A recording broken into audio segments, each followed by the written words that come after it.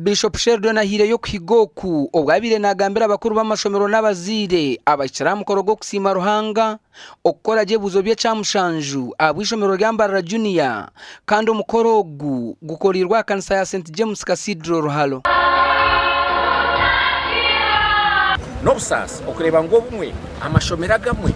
omwaka ogu bakora je basinga Uganda ogwa kabiri hibashembera Uganda mbwene icyo nikimanyisa ki icyo nikimanyisa ngo hariho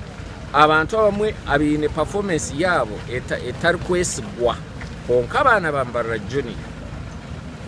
nibakirakora je munonga umuringo ogu. Biishopu Sheldon hona ashabira abashomesa kukunda beji no kubakundisa ruhanga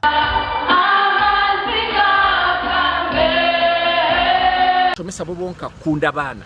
ejo neshonga yamani hari abashomesa batakunda abana tubakubataho umutima nyonka ndiyo bushomesa nashomesa kibura nashomesa antari tukatkunda abana tubataha amani hatito turiyo tutunge bijuma byo kunda abana. Ishomero ry'Ambarara Junior rigihire y'abana birashatu n'abano mu grade yo kubanza abana nkaga nomwe bazo mu grade ya kabiri abazire bakataho police yo kujya ngo nyuma y'umwaka twahiza gukora ibizamu bya PRE tuteho okusima kandi okusima okwitu tukugendera ku excellinga